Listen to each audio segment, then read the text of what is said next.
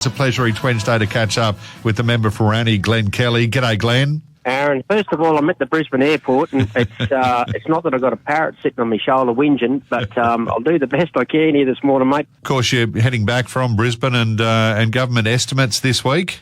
Hey, that's right, mate. Look, estimates is a vital part of Parliament's scrutiny mechanisms. Budget estimates are one of the key mechanisms to examine government expenditure, performance and effectiveness. So, it's a pretty important thing, and committees hold hearings with each minister, and so there's 7 portfolio committees in this. I'm part of the Primary Industries and Resources Committee. Our hearing is next Wednesday the 7th. But look, I'm down here this week. We had a hearing on Monday, committee hearing Monday, and yesterday, I guess it's to learn the ropes. It's all new for me, as it is for 22 other members of Parliament of the LNP, and so we were there yesterday, listening in, watching in, learning, and the Premier was hit hard yesterday with questions, and then we had our Treasurer, David Janetsky. He had a fair bit going on there too, but it's good to be a part of, and it's certainly so important for Queensland, and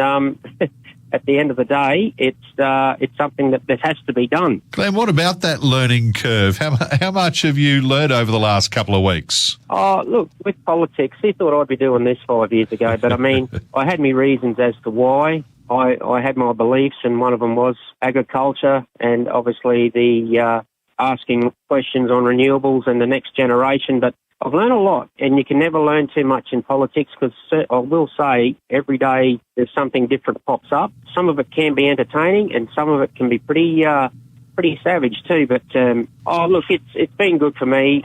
Never too old to learn, and it's something that I appreciate the people of Moreeni give me this opportunity. So I've got to do the best for them. I'm working for them, right? So I'll keep learning and try my best. Well done. You wanted to talk feral pigs this morning. Feral pigs, mate. Look, I spoke to council yesterday about this.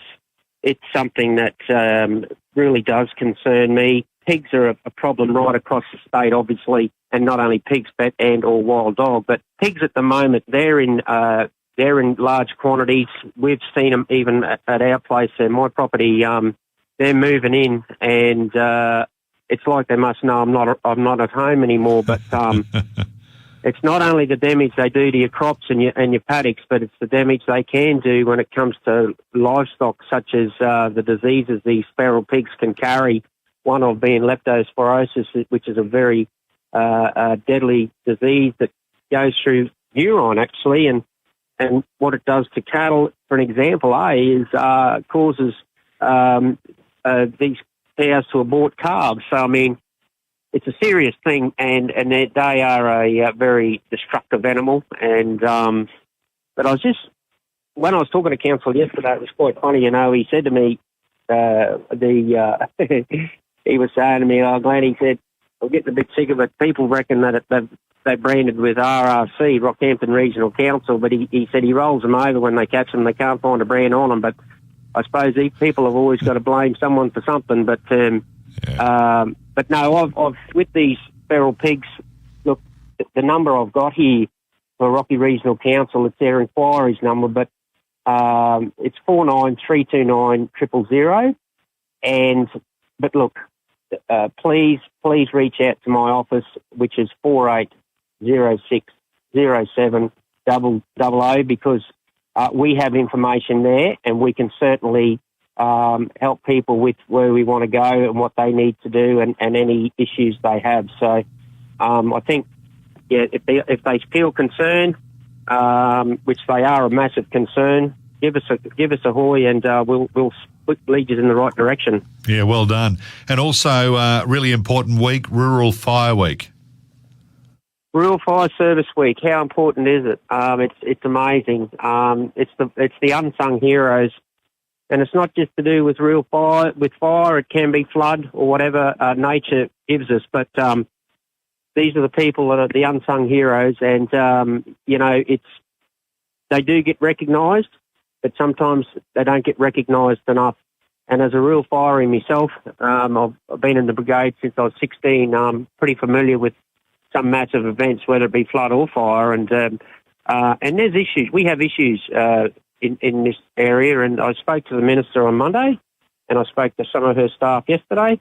And I mean, this has been an ongoing thing with Rulies for a long time. We have our problems there, and our minister, she's recognised them. And I mean, at the end of the day, we've only been there a short time to fix a massive issue with rural fireys, and the previous government and the previous minister. Yeah. I don't think she got it because they can say what they like, but as a member of the Rural Fire Brigade and the first officer and a fire warden before my days now, I certainly do know a lot of the issues, and they can't always blame it on someone else. So, but big shout out to the fireys and all the best for the upcoming fire season, because I think it's going to be it might be a big one, I reckon. Well, it's been wet across winter, so it's going to be interesting to see what impact that has. But certainly, we do quite often hear from our rural fireys and how much of a struggle it is for them. But they stick at it, so good on them.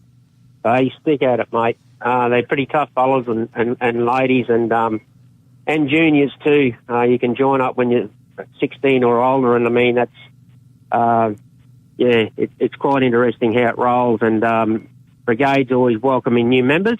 Members are what makes the next generation of real fireys. And so look, honestly, if you want to be part of a brigade, please reach out to my office again on that number, and we can certainly lead you in the right direction of which brigade you could certainly look at joining. Well done. Glen Kelly, member for Moranti. We'll see you back in CQ soon.